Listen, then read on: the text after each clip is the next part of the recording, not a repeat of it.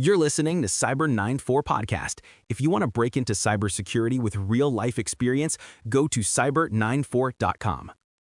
Chloe, with all the excitement around Black Friday and the holiday season kicking off, it feels like everyone is online hunting for the perfect deal. But, according to a new report, we're not the only ones hunting. You're right, Ben. It seems cybercriminals have marked their calendars, too.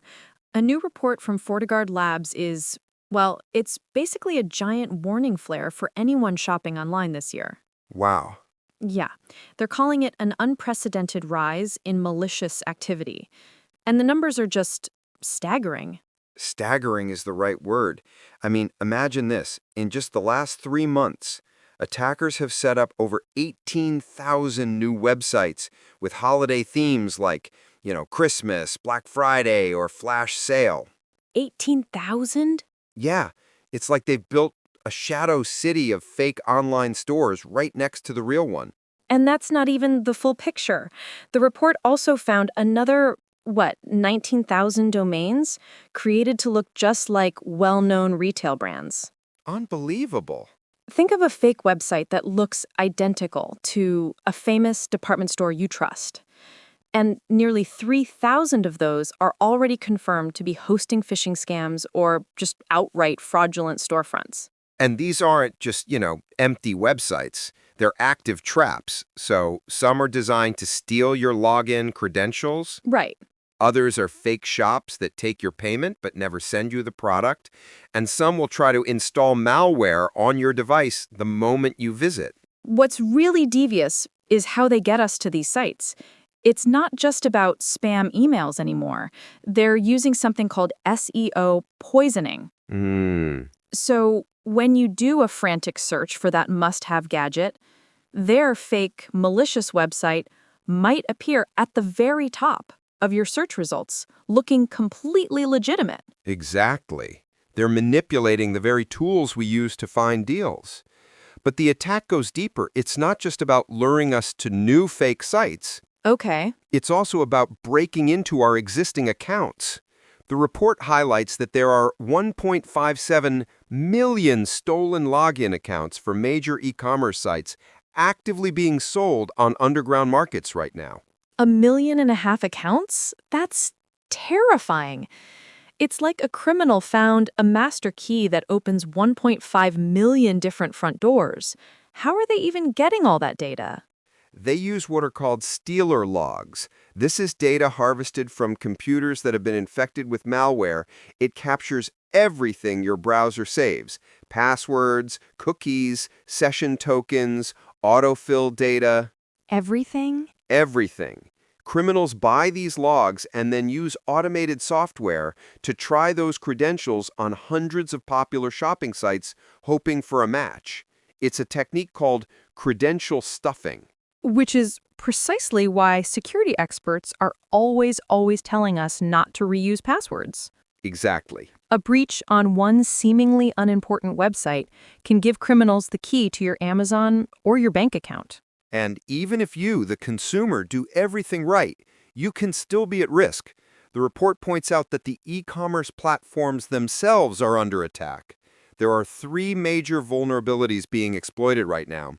One in Adobe Magento, a huge e-commerce platform, has already led to 250 stores being compromised. Wow. It lets an attacker hijack a customer's session or even take control of the store's server. So you could be shopping on a legitimate website you've used for years, but if the site owner hasn't installed the latest security patch, Right. it could have a digital backdoor wide open for thieves. I saw one of the vulnerabilities was in a gift card plugin for WooCommerce. That feels incredibly targeted. It is. That specific flaw lets attackers steal customer data directly from the store's database. And the report confirms it's being actively used by criminals on the dark web. So it's happening now. This isn't theoretical, it's happening right now. The whole operation it's industrialized.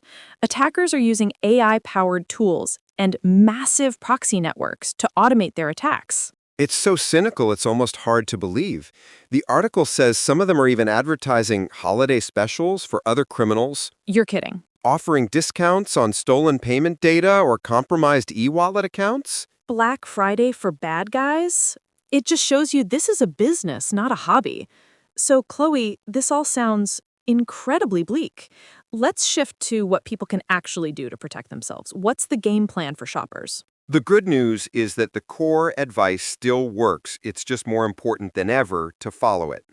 First, be incredibly suspicious of unsolicited deals that land in your email or text messages. Don't click the link. Right. Instead, type the store's web address directly into your browser. And when you're on a site, double check that URL. Is it spelled correctly? Yes, Is there a padlock icon and HTTPS at the beginning? scammers love to use subtle misspellings like Amazon with a 0 instead of an O. Absolutely.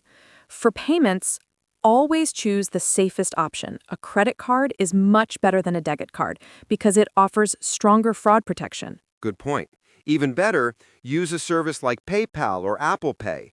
It acts as a middleman and doesn't expose your card details to the seller. And a crucial one for this time of year, avoid doing your shopping on public Wi-Fi. Oh, for sure. That free connection at the airport or coffee shop is an open playground for anyone trying to snoop on your traffic.